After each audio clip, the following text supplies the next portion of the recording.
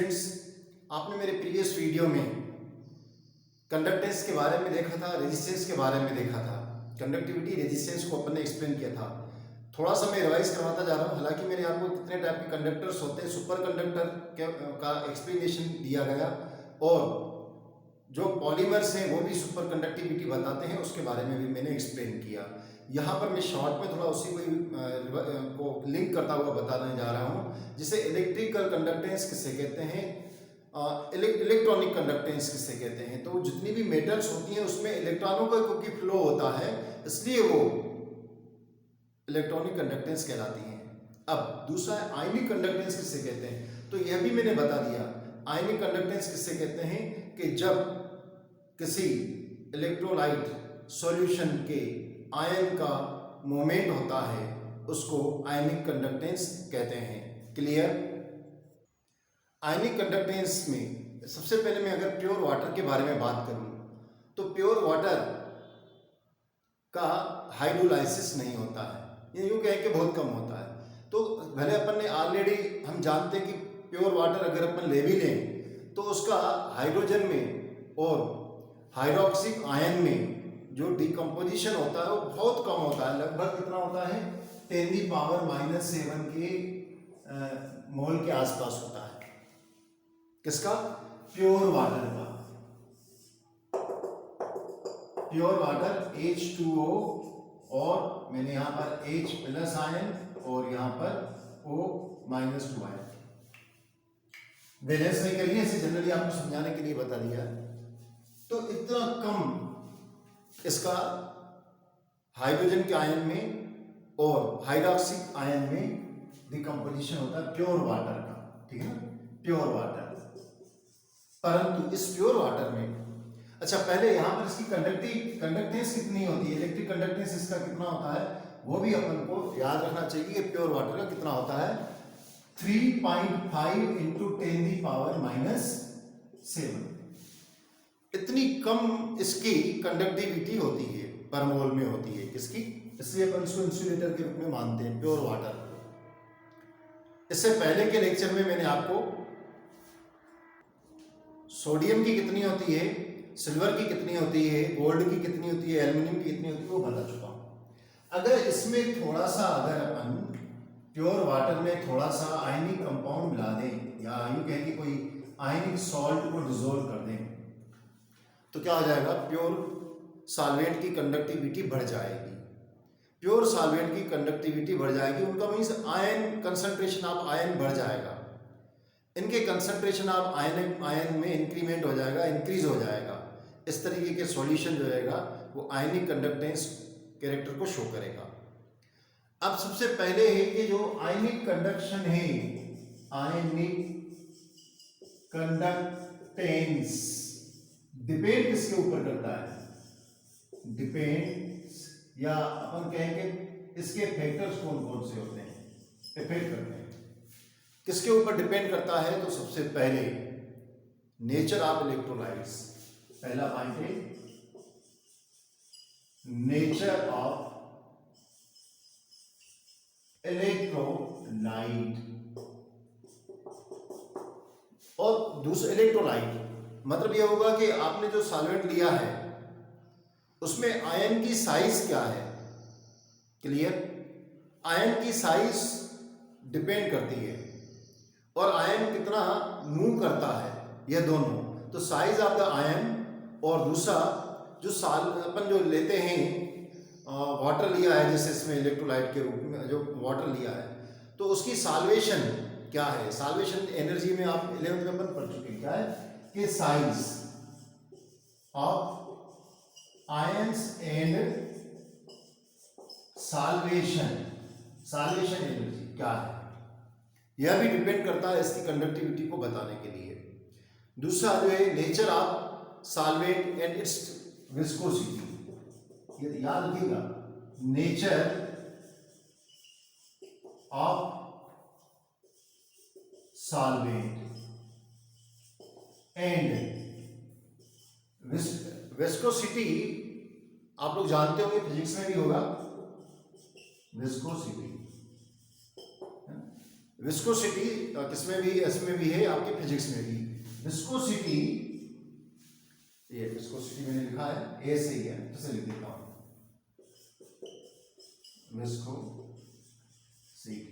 Viscosity actually होती क्या है, शॉर्ट में मैं बता देता हूं। क्या होती है कि जब किसी लिक्विड की एक लेयर अपने ऊपर वाली दूसरी लेयर के फ्लो का क्या करती है, ऑब्स्टेकल करती है, विरोध करती है, अगेंस्ट करती है, इनके फ्रिक्शन के कारण ऊपर वाली लेयर का एक लेयर दूसरी लेयर के मूवमेंट को होने नहीं देती, इसको अपन विस्कोसिटी कहते हैं। शुद्ध हिंदी में बोले तो गाढ़ापन कहते हैं। तो इसका भी डिपेंड करता है। और नेक्स्ट फोर्थ पॉइंट याद रखिएगा कंडक्टिविटी के लिए, अच्छी तरीके से याद रखिएगा, टेम्परेचर अगर बढ़ेगा, अगर ग्रेट होगा, great, temperature great means increase, means increase conductivity. तो मैंने पिछले वीडियो से लिंक करके इसके बारे में आपको बता दिया। ये था इलेक्ट्रोलाइटिक का आयनिक इलेक्ट्रोलाइटिक का कंडक्शन के ऊपर कौन कौन से इफेक्ट पड़ते हैं या किसके ऊपर डिपेंड करता है। मेन चीज 3-4 इसमें एमसीक्यूज बनेंगे। जो प्योर वाटर होता है वो उसका कंसंट्रेशन कितना होता है, आयनिक डिकम्पोजिशन हाइड्रोजन और ऑक्सीजन के आयन में जो आयनाइजेशन होता है वो कितना होता है, तो बहुत कम होता है, 10⁻⁻7 के आसपास होता है, पर मोल के आसपास होता है, ये बताना है अपन को। दूसरा, प्योर वाटर की कंडक्टिविटी कितनी होती है, 3.5 × 10⁻⁻7 पर मोल होती है। तीसरी बात जो मैंने यहाँ पर आपको बताई कि जो अगर किसी प्योर वाटर में अगर कोई हम इलेक्ट्रोलाइटिक सॉल्ट डाल देते हैं तो क्या हो जाता है कि इसके आयन की डिकम्पोजिशन बढ़ जाता है, आयन का कंसंट्रेशन बढ़ जाता है और ये प्योर वाटर का सॉल्यूशन अब गुड कंडक्टर ऑफ इलेक्ट्रिसिटी हो जाता है। अब ये जो गुड कंडक्टर ऑफ इलेक्ट्रिसिटी हो जाता है वो किस किस के ऊपर डिपेंड करता है, तो मैंने आपको डिपेंड बताया, एक तो नेचर ऑफ इलेक्ट्रोलाइट के ऊपर, दूसरा साइज आयन एंड सॉल्वेशन, किसका, जो आपने सॉल्वेंट लिया है, नेचर ऑफ सॉल्वेंट और विस्कोसिटी, और थर्ड टेम्परेचर, टेम्परेचर बढ़ेगा तो क्या हो जाएगा, इसकी कंडक्टिविटी बढ़ जाएगी। आप इसको चाहें तो नोट कर लें, मैं इसको रब करने जा रहा हूं। Clear.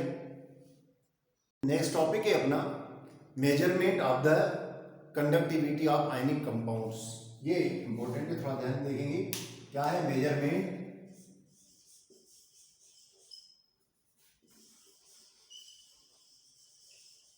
Measurement of conductivity of the ionic compounds, ionic का सॉल्यूशन कर देते हैं, आयोनिक सॉल्यूशन। क्या होता है कि मेजरमेंट करना है, हम जो मेजरमेंट करते हैं कंडक्टिविटी को, हमेशा कंडक्टिविटी का मेजरमेंट करना मेन जो रहता है, मेन वो रहता है रेजिस्टेंस का। जितनी रेजिस्टेंस कम होगी उतना ज़्यादा कंडक्टिविटी कोई भी पार्टिकल क्यों ना हो या मटेरियल क्यों ना हो वो शो करेगा।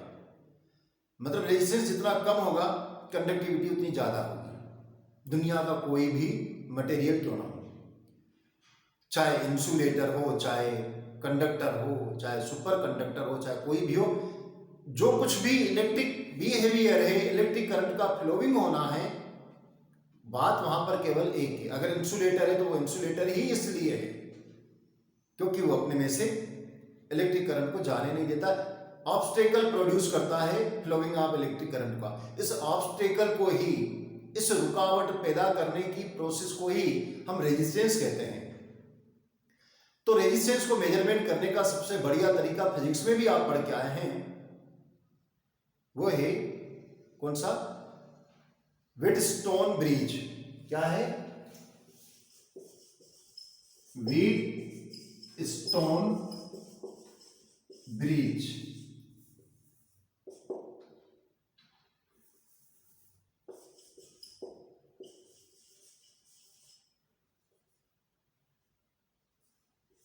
व्हीटस्टोन ब्रिज, ठीक है ना। तो व्हीटस्टोन ब्रिज के थ्रू हम रेजिस्टेंस को मेजरमेंट करते हैं और उससे इलेक्ट्रिक कंडक्टिविटी पता चल जाती है। तो आयनिक सॉल्यूशन की कंडक्टिविटी को मेजरमेंट करने में दो प्रॉब्लमें आती हैं। एक, इसमें हम जो डीसी करंट को पास करते हैं वो डीसी करंट इनके आयनिक कंपाउंड का कंपाउंड्स का कंपोजिशन को चेंज कर देता है। एक प्रॉब्लम ये है। अब इसी को सेंटेंस में लिखेंगे तो there is a two problems में लिख देता हूं। चलो पहले एक्सप्लेन करूं फिर लिख देता हूं। डीसी करंट हम पास करते हैं तो आयनिक कंपाउंड का कंपोजिशन ही चेंज कर देता है। तो हम कहां से इलेक्ट्रिक कंडक्टिविटी को मेजरमेंट करें, क्योंकि हम जिसकी कर रहे हैं मेजरमेंट उसका कंपोजिशन वो है ही नहीं, कोई और चीज बन गई। सोडियम क्लोराइड का कर रहे हैं हम तो मालूम चला कि सोडियम हाइड्रोक्साइड बन गया। तो इस तरीके से कंपोजिशन को चेंज कर देता है। दूसरी प्रॉब्लम क्या होती है कि क्या होता है कि जैसे एक स्विच, यहां स्विच लगा हुआ है, मैंने वहां से वायर लगा के यहां वायर लगा दी तो इलेक्ट्रिक करंट को हम मेजरमेंट कर सकते हैं, परंतु इसमें कोई भी ऐसी ब्रिज है ही नहीं, वायर है ही नहीं कि हम इलेक्ट्रिक करंट को मेजरमेंट कर सकें, रेजिस्टेंस को निकाल सकें। तो दूसरा जो है कि इसमें problem of connecting bridge wire. तो आयनिक सॉल्यूशन की कंडक्टिविटी को मेजरमेंट करने की ये दो प्रॉब्लमें होती हैं बच्चों, ध्यान रखना है आपको, पढ़ना नहीं है, ध्यान रखना है। कौन कौन सी? एक तो डीसी करंट जब हम पास करते हैं, डीसी करंट मतलब सेल से आप करंट को पास कर रहे हो, बैटरी से करंट को पास कर रहे हो, बैटरी लगा दी और करंट पास कर रहा है। और हमने कहा कि हम पोटेशियम क्लोराइड का या सोडियम क्लोराइड का कोई भी इलेक्ट्रोलाइट सॉल्यूशन का हम इलेक्ट्रिक कंडक्टिविटी मेजरमेंट कर रहे हैं। आपने तो बढ़िया तरीके से बता दिया कि भाई सोडियम हट गया, क्लोराइड हट गया, दोनों को इस तरीके से मेजरमेंट करने की कोशिश करी उस सॉल्यूशन की, तो मालूम चला वहां नहीं सोडियम था और नहीं क्लोरीन था। सोडियम हाइड्रोक्साइड बन गया एक जगह पर और दूसरी जगह पर HCl बन गया। कम कहने का मतलब है कंपोजिशन चेंज हो जाता है। एक प्रॉब्लम ये है। दूसरी प्रॉब्लम क्या है कि भैया वायर है नहीं, वो कहां से हम उठा के उसको मेजरमेंट करें। एज्यूमिंग करिए कि आप टेस्टर लेके उससे मेजरमेंट करना चाह रहे हैं, वायर ही नहीं, किसको टच करोगे आप। तो ये दो प्रॉब्लम है। विल्सन ब्रिज से भी कर लेंगे तो ये इस प्रॉब्लम को कैसे शॉर्ट आउट करेंगे उसके बारे में हम जिक्र करते हैं। इन दोनों प्रॉब्लम को शॉर्ट आउट कैसे किया गया था? तो एक तो यह था कि हम we use the AC current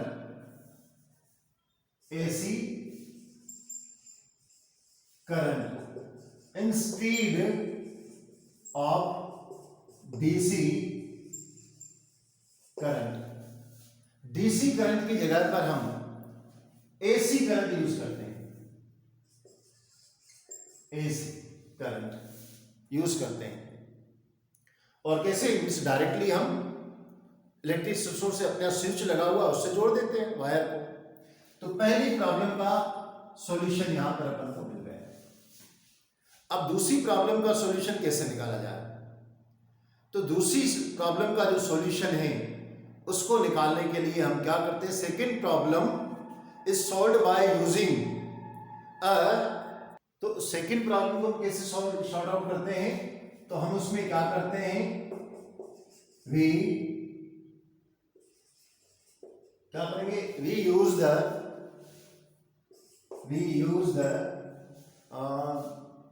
special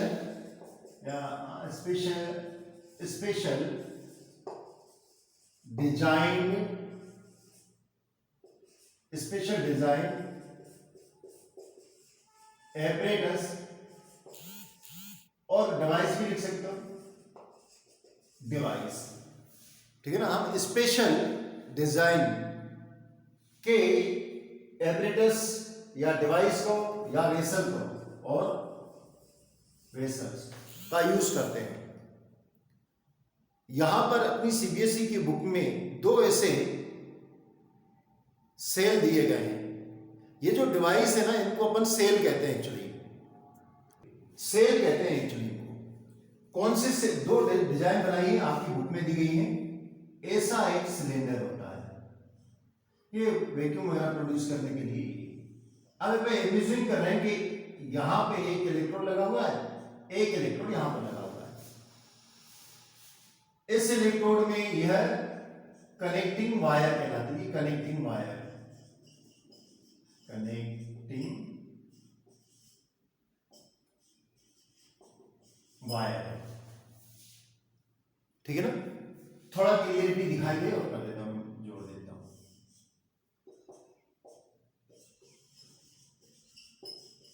connecting wire, इस कनेक्टिंग वायर में ये जो दो इलेक्ट्रोड लगे हैं, इलेक्ट्रोड में थोड़ी देर के लिए ए कह देता हूं और इसको मैं बी कह देता हूं। ये दो इलेक्ट्रोड हैं। इन दोनों इलेक्ट्रोडों का ये जो एरिया है, एरिया ऑफ क्रॉस सेक्शन, इसको अपन ए मान लेते हैं। और इन दोनों इलेक्ट्रोडों के बीच की डिस्टेंस को एल मान लेते हैं। तो ऐसा अपन एज्यूमिंग करते हैं। बेसिकली इस कंसिस्ट, ये जो है क्या होते हैं, इलेक्ट्रोड काय के बने होते हैं। तो basically these two electrode consist of platinum, ये प्लेटिनम के इलेक्ट्रोड होते हैं। Clear. These two A B electrode basically consist of platinum, ये प्लेटिनम के दो इलेक्ट्रोड लगे होते हैं, पहली बात। दूसरी बात, इन इलेक्ट्रोडों के ऊपर क्या किया जाता है, कोट किया जाता है, coat, coated. These two electrode coated platinum black. आप कहेंगे सर प्लेटिनम, भाई प्लेटिनम मेटल होती है, यूं समझ लो कि जैसे लोहे को की कीलें देखी आपने या लोहे की थोड़ी सी पत्ती देखी है आपने, तो एक पत्ती मैंने यहां लगा दी, एक पत्ती यहां लगा दी, मैंने कहा कि ये इलेक्ट्रोड है। अब इसके ऊपर मैं क्या करूंगा, आयरन का पाउडर, पूरा फाइन पाउडर इसके ऊपर लगा दूंगा। तो इसको अपन प्लेटिनम ब्लैक कहते हैं। बच्चों एक बात बहुत अच्छी बता रहा हूं, आप अपनी केमिस्ट्री लैब में जाके प्रैक्टिकल करना। एक आयरन की नेल को लेकर आप बुनसेन बर्नर पे ले जाइएगा, देखना जल रही है या नहीं। फिर आप क्या करिएगा, बुनसेन बर्नर पर थोड़ा सा स्केप पे चूल्हा लेकर या कोई और एपरेटस लेके, कोई ऐसी चीज जैसे नीचे वो गिरे नहीं, उस बुनसेन बर्नर को थोड़ा सा टेढ़ा करके, थोड़ा सा इंक्लाइन करके क्या करेंगे, जो आयरन का पाउडर है उसको छिड़किएगा, स्प्रिंग करिएगा। मालूम है क्या होगा, आपको दीपावली की जो फुलझड़ी जलती है ना, वैसी वो आयरन का पाउडर जलता हुआ दिखाई देगा। है ना मजेदार बात। मतलब आयरन की नेल नहीं जल रही है, किंतु आयरन का पाउडर कैसे जल रहा है, जैसे दीपावली में अनारदाना जलाते हैं या फुलझड़ी जलाते हैं, वैसे जलने लगता है, इतना एक्टिव होता है। तो यहां पर भी जो आप प्लेटिनम इलेक्ट्रोड ले रहे हो, उस प्लेटिनम इलेक्ट्रोड पर अपन क्या लगा देते हैं, प्लेटिनम ब्लैक। ये प्लेटिनम ब्लैक क्या होता है, platinum black finally divided platinum होता है, जिसको प्लेटिनम पाउडर के नाम से जाना जाएगा। क्लियर। अब क्या हो जाएगा, इनके बीच की डिस्टेंस एल, और जो इलेक्ट्रोड यूज किए हैं इनका cross section of area A है। एक तो एपरेटस आपकी बुक में दिया गया है और दूसरा इस तरीके का दिया गया है, ठीक है ना, वर्टिकल सिलेंडर के रूप में दिया गया है, इस तरीके का दिया गया है। इस सिलेंडर में भी ये प्लेटिनम का मैंने एक लगा दिया, ये लगा दिया प्लेटिनम का एक इलेक्ट्रोड, ये प्लेटिनम का दूसरा इलेक्ट्रोड लगा दिया है, ठीक है ना। और यहां पर मैंने क्या कर दिया, प्लेटिनम की एक और प्लेट, एक और प्लेट, और यहां से वायर लगा दी, कनेक्टिंग वायर हो गई। कनेक्टिंग वायर जो प्रॉब्लम थी वो अपनी शॉर्ट आउट हो गई। और इन इलेक्ट्रोडों का एरिया क्रॉस सेक्शन कितना है, ए, और इनकी डिस्टेंस कितनी है, ए है। तो इनकी डिस्टेंस ए। इस तरीके से अपन इन दो एपरेटर्स का यूज करके हम मालूम में क्या निकालेंगे, हम निकालेंगे इलेक्ट्रिक कंडक्टेंस निकालेंगे, ठीक है ना। इलेक्ट्रिक कंडक्टेंस को यूं कहें अपन कि पहले तो अपन उसको क्या सेल कांस्टेंट निकालेंगे, यानी जी निकालेंगे, सेल कांस्टेंट। और सेल कांस्टेंट क्या होता है, जी क्या होता है, रेशो होती है length upon area cross section की। इसको मिटा मैं रब कर रहा हूं, पहले आप इसका स्क्रीनशॉट ले लें, फिर अपन इसको फार्मूले को मैं बताने जा रहा हूं, ठीक है ना, डेरिवेशन उसको रब करने जा रहा हूं, आप इसका स्क्रीनशॉट ले सकते हैं। चलिए देखते हैं अपन क्या होता है कि ये जो कॉलम अपन ने बनाया, तो इन दोनों को जो बनाया अपन ने से, ये क्या है कि solution contain between these two electrode is a column form of length A में लिख देता हूं। In this vessels electrode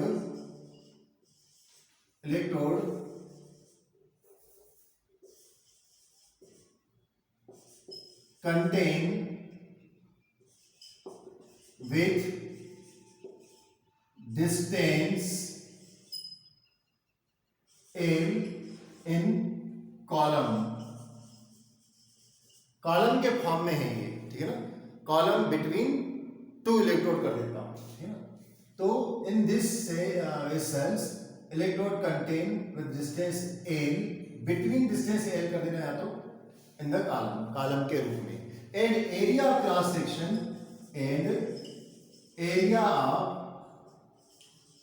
cross section is a है इनके बीच में। देन रेजिस्टेंस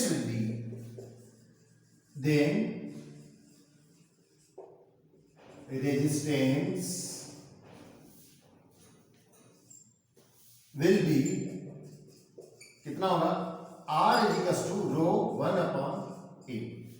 देखो ये अपन पहले से निकाल के आए हैं और आप ये ए है।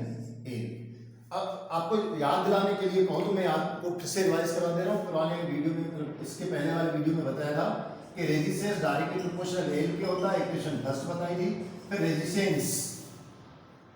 रेजिस्टेंस इनवर्सली प्रोपोर्शनल होता है 1/A के, इक्वेशन नंबर सेकंड। दोनों इक्वेशन को अपन ने मिलाया था तो A हो गया था। फिर इस प्रोपोर्शनल साइन को हटा के अपन ने एक नया कांस्टेंट ले आए थे, इस नए कांस्टेंट को अपन रो कहते हैं, रो। तो यही मैंने यहां पर लिखा है, क्लियर। अब क्या है कि जो R है वो अपन केवल रेजिस्टेंस के बारे में बात करें तो रेजिस्टेंस R क्या थी कि रेजिस्टेंस R आपकी पहले मैं इसको एक और कांस्टेंट के रूप में पहले बता दूं कि K को अगर अपन एक रो को ले लें, रो क्या है, तो रो होता है 1/, पहले K, ठीक है ना, K कांस्टेंट होता है। ये भी अपन कर चुके हैं इसको, तो मैं क्या कर रहा हूं, इसकी जगह पर R इज टू रो की जगह पर L/KC A कर देता हूं, ठीक है ना। ये मैं प्रीवियस वीडियो में पूरा एक्सप्लेन कर चुका हूं कि रो इज टू 1/K कहां से, आपको याद दिलाने के लिए आपको बता देता हूं। ये जो है ना, एक्चुअली क्या है, रो क्या है, रो स्पेसिफिक, याद दिला देता हूं मैं, यहीं पर करवा देता हूं। रो जो है स्पेसिफिक रेजिस्टेंस है, क्लियर। तो स्पेसिफिक रेजिस्टेंस और स्पेसिफिक कंडक्टिविटी किसे कहते हैं, आप कहेंगे sir specific conductivity reciprocal of specific resistance. तो बच्चों वही मैं यहां लिख रहा हूं, मैं कह रहा हूं ये जो रो है ना वो क्या है, रेसिप्रोकल है, ठीक है ना, केसी या क्योंकि केसी रेसिप्रोकल रहे रो। तो कंडक्टिविटी किसी सॉल्यूशन की specific conductivity reciprocal of specific rho. तो मैंने क्या करा, इस रो की जगह पर मैंने के ए लिख दिया। तो इस तरीके से हम देख रहे हैं यहां पर। अच्छा, जो एल अपॉन ए वो किसके, इसको अपन जी से बताते हैं, एल अपॉन ए, ठीक है ना। एल अपॉन ए मतलब हम इसको रेजिस्टेंस को बता रहे हैं, तो कांस्टेंट को, रेजिस्टेंस कांस्टेंट को एल अपॉन ए के रूप में बताते हैं। ये भी मैं आपको बता चुका हूं। ये डिपेंड किसके ऊपर करता है, ये डिपेंड करता है कि जो सेल अपन ने मैंने डिवाइस बताया उनके बीच की डिस्टेंस और एरिया ऑफ क्रॉस सेक्शन के बीच में डिपेंड करता है। अब यहां तक आपको मेरे ख्याल से समझ में आ गया, ठीक है ना। कुछ नहीं करना है, वो डिवाइस बनाना है, डिवाइस में तुमको बताना है कि डिवाइस के जो बीच डिवाइस जो रहता है वो कॉलम के फॉर्म में होता है और उन कॉलम में की जो डिस्टेंस होती है वो एल होती है और उनका जो इलेक्ट्रोड यूज किए जाते हैं उनका क्रॉस सेक्शन एरिया ए होता है। तब अपने उसका रिलेशन इस फार्मूले से लेके 1 2 3 तक बताएंगे। 3 भी नहीं, यहाँ तक का तुमको ठीक क्लियर। आप चाहे तो इसका स्क्रीनशॉट लें ताकि मैं रब कर दूं। देखिए क्या होता है कि वापस से फार्मूला लिख दूं मैं, R = L अपॉन ए, और अपने जो जी लेते हैं वो क्या होती है अपने पास, वो होती है L अपॉन ए के होती है, कांस्टेंट के रूप में अपने लिया था इसको, ठीक है ना। तो R की जगह पर अपन ये G = R के लिख देते हैं। ये अपन को थोड़ा ध्यान रखना है, G के रूप में रिप्रेजेंट किया जाता है रेजिस्टेंस को। ये मैंने पिछले वीडियो में क्लियर किया है, आपकी एनसीईआरटी का पूरा दिया हुआ है, वैसे के वैसे अपन इसको लेके चला है।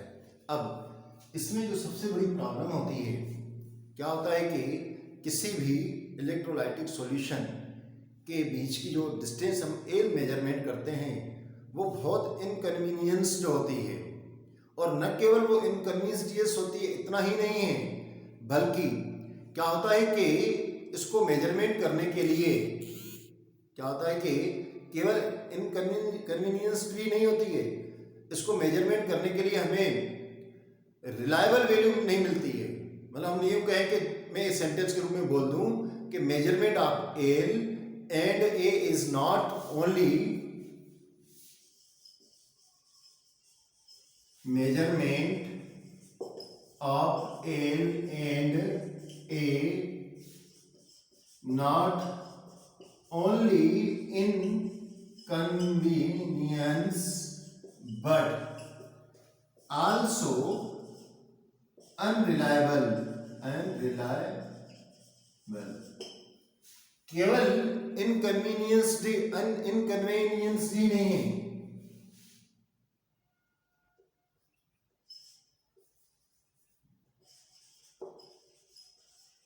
इनकन्वीनियंस ही नहीं है बल्कि अनरिलायबल भी है। अब ऐसी कंडीशन में हम किसी सेल का रेजिस्टेंस प्रॉपर रूप में कैसे मेजरमेंट करें, तो उसके लिए क्या किया जाता है कि इस पर्पस को पूरा करने के लिए, अब देखिए यहाँ 2-3 क्वेश्चन बनते हैं। पहले तो यह कि आपने जो डिवाइस यूज किया है उससे आप जब सॉल्यूशन की रेजिस्टेंस को मेजरमेंट करते हैं तो वो तो इनकन्वीनियंस है, बड़ी मुश्किल से मेजरमेंट किया जाता है और रिलायबल भी नहीं है। तो इस प्रॉब्लम को कैसे शॉर्ट आउट किया जाता है, तो इस प्रॉब्लम को शॉर्ट आउट किया जाता है कि कोई ऐसा इलेक्ट्रोलाइटिक सॉल्यूशन लिया जाता है जिसकी कंडक्टिविटी, एक्यूरेट कंडक्टिविटी पहले से ही मालूम हो। इस प्रॉब्लम को शॉर्ट आउट करने के लिए हम उस सॉल्यूशन को लेते हैं, इलेक्ट्रोलाइटिक सॉल्यूशन को, जिसकी कंडक्टिविटी हमें पहले से ही मालूम होती है और ये डिफरेंट टेम्परेचर पर डिफरेंट कंडक्टिविटी मालूम होती है। आपकी बुक में 298 डिग्री सेल्सियस पे पोटेशियम क्लोराइड की कंडक्टिविटी दी गई है। तो इसको यूज किया जाता है कंडक्टिविटी को मेजरमेंट करने के लिए, इस इलेक्ट्रोलाइट को यूज किया जाता है। इसकी हेल्प से कंपेरिजन करके हम दूसरे इलेक्ट्रोलाइटिक सॉल्यूशन का इलेक्ट्रिक रेजिस्टेंस को मेजरमेंट करते हैं। और वंस द सेल कांस्टेंट, हम पहले सेल कांस्टेंट को मेजरमेंट करते हैं। जो ये फार्मूला आपको लिखा है सेल कांस्टेंट, ये जी सेल कांस्टेंट है। आप चाहो तो मैं लिख दूं, where G is the cell constant या resistance constant, R directly proportional, इसको कैसे बनाया था फिर से शॉर्ट में बता दूं, ठीक है ना। आर डायरेक्टली प्रोपोर्शनल ए और सॉरी एल और इनवर्सली प्रोपोर्शनल ए, तो R is equal to G L A. यहाँ जी जो है उसको सेल कांस्टेंट या रेजिस्टेंस कांस्टेंट कहते हैं। किंतु स्पेसिफिक रेजिस्टेंस के लिए अपन ये स्पेसिफिक रेजिस्टेंस के लिए यूज किया जाता है, ठीक है ना। और स्पेसिफिक कंडक्टेंस के लिए के यूज किया जाता है, वो रेसिप्रोकल होता है, क्लियर, आर का रेसिप्रोकल होता है। तो ये स्पेसिफिक रेजिस्टेंस के लिए। अब इस और स्पेसिफिक रेजिस्टेंस कांस्टेंट या सेल कांस्टेंट भी इसको कहते हैं, ध्यान रखिएगा, क्लियर। जब एक बार हमें सेल कांस्टेंट को डिटरमाइन कर लेते हैं तो फिर हम उसकी सहायता से किसी की भी सॉल्यूशन की रेजिस्टेंस को मेजरमेंट कर लेते हैं, और जब रेजिस्टेंस मिल जाता है तो बाकी सेल के सारे कंपोनेंट्स को अपन फाइंड आउट कर लेते हैं। तो इसके लिए हम व्हिटसन ब्रिज का यूज करते हैं। व्हिटसन ब्रिज कैसी बनी होती है, कुछ इस तरीके की होती है, बिल्कुल काइट के शेप की बनी होती है। इसमें यहाँ पर एक बीच में पी लगा हुआ रहता है, ये जो पी रहता है इंडिकेटर रहता है, फोन होता है, ठीक है ना, माइक्रोफोन होता है। और यहाँ पर भी एक रेजिस्टेंस, 4 रेजिस्टेंस होते हैं, एक रेजिस्टेंस यहाँ पर, एक रेजिस्टेंस यहाँ पर अपन लगा देते हैं, और एक रेजिस्टेंस में यहाँ पर लगा देता हूँ, एक रेजिस्टेंस में यहाँ पर लगा देता हूँ। ये 4 रेजिस्टेंस होते हैं। इसमें आपकी बुक के अकॉर्डिंग हर जगह पर, हर बुक में अलग अलग, आप भी अलग लिख सकते हो, कोई ये जरूरी नहीं जो नाम अपन यहाँ पर दे वही मैं दिया वही पर बुक के अकॉर्डिंग दे रहा हूँ, आपके एनसीईआरटी के अकॉर्डिंग। ये R1 वेरिएबल रेजिस्टेंस है, याद रखिएगा, वेरिएबल रेजिस्टेंस को इस तरीके से शो किया जाता है। और यहां पर अपन को R2 जिसका हमें रेजिस्टेंस को मेजरमेंट करना होता है वो ये, क्लियर। और 2 नॉन रेजिस्टेंस लिए जाते हैं जैसे पोटेशियम क्लोराइड के लिए, तो ये अपन सपोज मैंने 3 यहाँ पर 4 और यहाँ पर R3 ले लिया, ठीक है ना, इस तरीके से रेजिस्टेंस ले लिए। अब इसको मैंने क्या करा, एक वायर से जोड़ दिया, और वायर से जोड़कर मैंने इतना करंट पास किया इसमें, ये इलेक्ट्रिक करंट का सोर्स है, कि इसमें ऑसिलेशन हो जाए। Wheatstone bridge is fed by an oscillation, ये ऑसिलेशन के पावर सोर्स है, वो ले देता हूं ऑसिलेशन के लिए, पावर सोर्स जो ऑसिलेशन प्रोड्यूस कर दे। कितना ऑसिलेशन प्रोड्यूस करना चाहिए, उसकी रेंज होती है frequency, power in the audio frequency range, power in the audio frequency range कितनी होती है, वो होती है 550 से लेकर 1 2 3 5000 साइकिल, ठीक है ना, क्योंकि ये साउंड प्रोड्यूस करेगा साइकिल पर सेकेंड।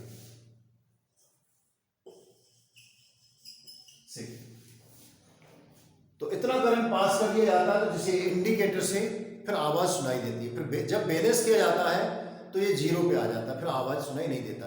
यानी कि जब ये बैलेंस होती है, when no current passes through this indicator, तो करंट जब पासिस नहीं होता है तब ये बैलेंस होती है और इसमें से कोई साउंड नहीं निकल रहा होता है।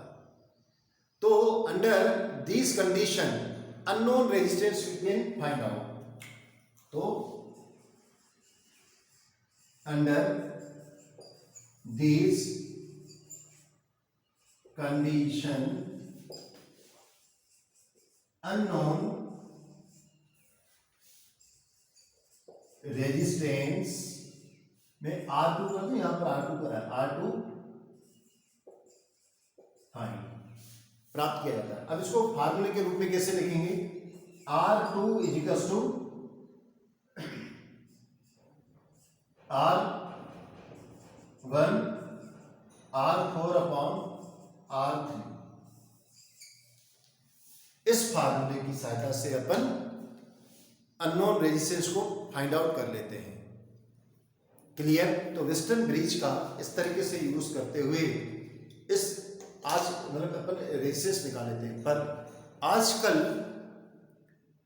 बहुत अच्छे इन मीन्स कहें कि इनएक्सपेंसिव रेजिस्टेंस मार्केट में उपलब्ध है, जिसमें इतनी बड़ी प्रोसेस नहीं की जाती, उसी समय सेकंड में विद इन अ सेकंड में आपको रिजल्ट दे देते हैं। तो आजकल वो यूज़ किया जाता है, पर ये क्योंकि बुक में दिए गए, आपकी बुक में भी इसी बात का जिक्र किया गया है। तो आप चाहें तो इसका स्क्रीनशॉट ले लें, तो मैं आगे एक्सप्लेन कर दूं। इस तरीके से मैंने आज लेक्चर में बताया, उसको मैं समराइज कर देता हूं। सबसे पहले मैंने आपको आयनिक कंडक्टिविटी को बताया, यहाँ पर एक्सप्लेन किया कि आयनिक कंडक्टिविटी को किस तरीके से मेजरमेंट किया जाता है, और प्योर वाटर के बारे में बताया कि प्योर वाटर का पर मोल में डिसोसिएशन हाइड्रोजन और हाइड्रोक्साइड आयन में बहुत कम होता है, अबाउट 10⁻⁷ होता है, जिसके कारण वाटर जो है वो पुअर कंडक्टर होता है इलेक्ट्रिसिटी का, क्योंकि उसकी कंडक्टिविटी 3.5 × 10⁻⁷ होती है। मैंने ये बताया। फिर मैंने बताया कि इस प्योर वाटर में अगर थोड़ा सा भी इलेक्ट्रोलाइट डाल दिया जाए तो इनकी इलेक्ट्रिक कंडक्टिविटी बढ़ जाती है, क्योंकि इनका आयनाइजेशन बढ़ जाता है। क्योंकि इनका आयनाइजेशन बढ़ जाता है, इसलिए इनकी इलेक्ट्रिक कंडक्टिविटी बढ़ जाती है। फिर मैंने बताया कि किसी आयनिक सॉल्यूशन की इलेक्ट्रिक कंडक्टिविटी को मेजरमेंट करना इतना आसान काम नहीं होता है, ये बहुत प्रॉब्लम क्रिएट होती है। इसमें मेनली दो प्रॉब्लम होती हैं। एक तो हम जो करंट पास करते हैं, डीसी पास करते थे, बैटरी से पास करते थे या सेल से पास करते थे, वो डीसी करंट जिस हम आयनिक कंपाउंड का रेजिस्टेंस मेजरमेंट कर रहे होते थे उसके कंपोजिशन को ही चेंज कर देता है, पहली बात। दूसरी बात प्रॉब्लम यह थी कि इनके जो सॉल्यूशन दिए गए हैं, इन सॉल्यूशन के बीच में जो डिस्टेंस रहती है उसको मेजरमेंट करना, और मतलब यूँ कहें कि दूसरी जो प्रॉब्लम है, सेकंड प्रॉब्लम, कि उनमें जो डिस्टेंस होती है उन डिस्टेंस को ब्रिज वायर से जोड़ना, वो दिक्कत थी, या यूँ कहें कि वायर से जोड़ना दिक्कत थी। तो ये दो मेन प्रॉब्लम थी। इन दो प्रॉब्लम को कैसे शॉर्ट आउट किया गया? पहली प्रॉब्लम को शॉर्ट आउट करने के लिए अपन ने क्या यूज किया? एसी करंट, अल्टरनेट करंट का यूज किया, जो अपने घर में बिजली से आता है, स्विच लगा के किया।